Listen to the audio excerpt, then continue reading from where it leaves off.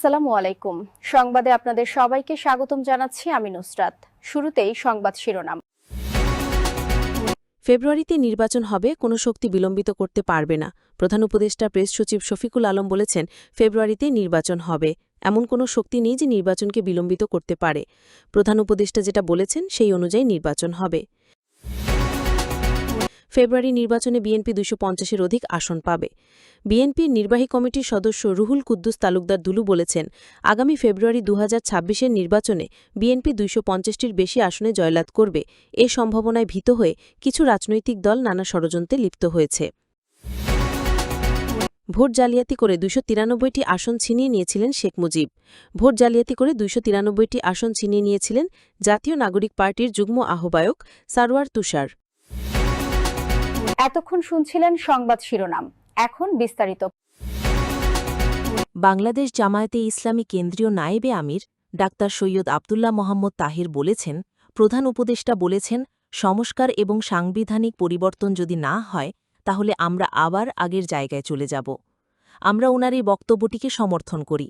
এর আগে উনি যে পদক্ষেপ নিয়েছেন, সংস্কার ছাড়া নির্বাচনের তারিখ ঘোষণা, আমরা এর নিন্দা জানাই।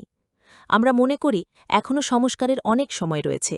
সংস্কারকে আইনি ভিত্তি দিতে হবে এবং সংস্কারের পরেই নির্বাচন।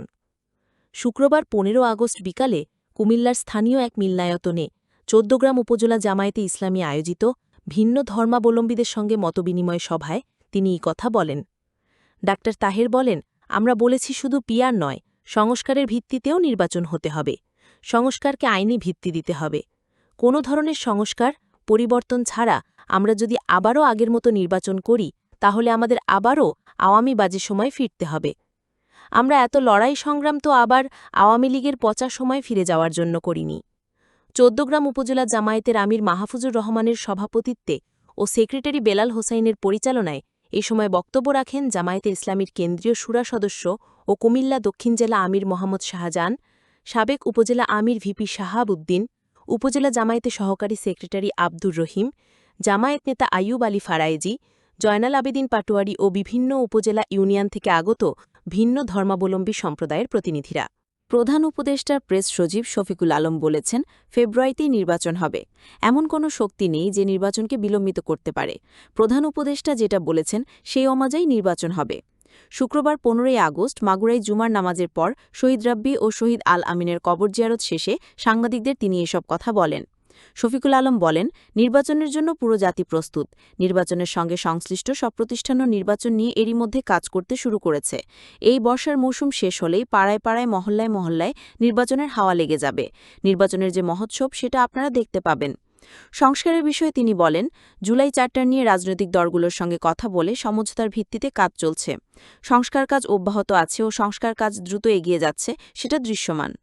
বিএনপির নির্বাহী কমিটির সদস্য রুহুল কুদ্দুস তালুকদার বলেছেন, আগামী ফেব্রুয়ারির ২০২৬-এর নির্বাচনে বিএনপি ২৫০টির বেশি আসনে জয়লাভ করবে। এর সম্ভাবনায় ভীত হয়ে কিছু রাজনৈতিক দল নানা ষড়যন্ত্রে লিপ্ত হয়েছে। শুক্রবার ১৫ আগস্ট নাটোরের নলডাঙ্গায় তার বাবা ডাক্তার নাসিরুদ্দিন তালুকদারের ৫০তম মৃত্যুবার্ষিকী উপলক্ষে আয়োজিত দোয়া মাহফিলে অংশ নিয়ে তিনি একথা বলেছেন। তিনি আরও যোগ করেন, নির্বাচন নিয়ে কোনো ষড়যন্ত্র করে লাভ নেই। বাংলাদেশের মানুষ বহুদিন ধরে এই নির্বাচনের অপেক্ষায় আছেন। যে কোনো চক্রান্ত ও অপতৎপরতা আমরা প্রতিহত করব। তিনি বলেন, বিএনপির ভারপ্রাপ্ত চেয়ারম্যান তারেক রহমানের সঙ্গে প্রধান উপদেষ্টার পূর্ব আলোচনা অনুযায়ী আগামী ২০২৬ সালের ফেব্রুয়ারিতেই জাতীয় নির্বাচন অনুষ্ঠিত হবে। খুব শিগগিরই নির্বাচনের রোডম্যাপ ঘোষণা করা হবে বলেও তিনি জানান।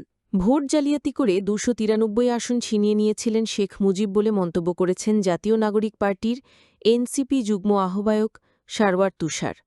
শুক্রবার নিজের ফেসবুক আইডিতে তিনি এই মন্তব্য করেন। ৭২-এর সংবিধান বাংলাদেশে এক অনন্ত জরুরি অবস্থা কায়েম করেছে শিরোনামে সারওয়ার তুষার বলেন, বাংলাদেশ একটা গণতান্ত্রিক রাষ্ট্র হিসেবে দাঁড়াতে না পারার সম্পূর্ণ দায় শেখ মুজিব ও আওয়ামী লীগকে নিতে হবে। তার করুণ পরিণতির দায়ও একান্তই তার ও তার দলের।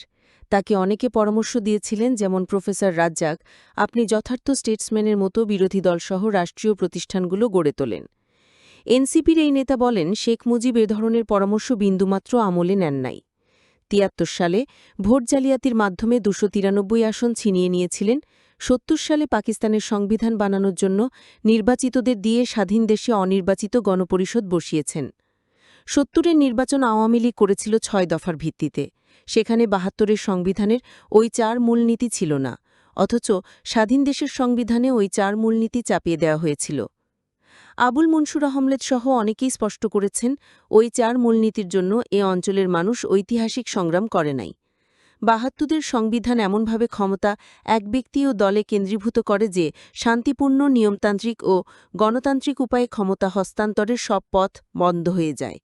1972 সাল থেকে এ পর্যন্ত কোনো সরকারি দলকে বাধ্য করা ছাড়া ক্ষমতা থেকে নামানো যায় নাই। এ কারণে এদেশে বারবার পজিটিভ অর্থে গণ অভ্যুত্থান, নেগেটিভ অর্থে সেনা অভ্যুত্থান সংঘটিত হয়। সারবার বলেন, 72-এর সংবিধানের ভাবাদর্শিক ক্ষমতা, 4 মূলনীতি এবং কাঠামোগত এক ব্যক্তিকেন্দ্রিক ক্ষমতা এমন এক একচেটিয়া ক্ষমতা কায়েম করে, রাষ্ট্রীয় প্রতিষ্ঠানগুলোকে এমনভাবে দলীয়করণ করে যে বল প্রয়োগের মাধ্যমে যখন ক্ষমতাসীনরা ক্ষমতাচ্যুত হয় তখন এক বিরাট ভারসাম্যহীনতা ও শূন্যতা তৈরি হয়।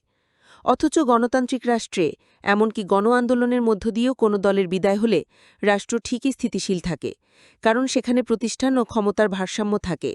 কিন্তু বাংলাদেশ রাষ্ট্রে সেই জিনিস থাকে না। ফলে প্রত্যেকবার বড় ধরনের পালাবদলের পর বিরাট শূন্যতা সৃষ্টি হয় এবং এর সুযোগ নিয়ে এখানে বারবার সামরিক হস্তক্ষেপ হয়। দেখেন, একটা গণ অভ্যুত্থানের পরও কার্যকর সংস্কারের অনিশ্চয়তা ও মীমাংসার অভাবে এখনও আমাদের ১/১১-র আশঙ্কায় থাকতে হচ্ছে। এমন যে হবে তা বদরুদ্দিন উমর ৭২ সালেই টের পেয়েছিলেন। তিনি তখনই হুঁশিয়ারি করে বলেছিলেন, ৭২-এর সংবিধান এক স্থায়ী জরুরি অবস্থা কায়েম করবে। কার্যত তাই হয়েছে। তিনি আশঙ্কা করেছিলেন, কোনো কারণে শেখ মুজিব ক্ষমতাচ্যুত হলে সেই শূন্যস্থানে একমাত্র সংঘটিত শক্তি হিসেবে সামরিক বাহিনী ক্ষমতা দখল করবে। সেটাই হয়েছে।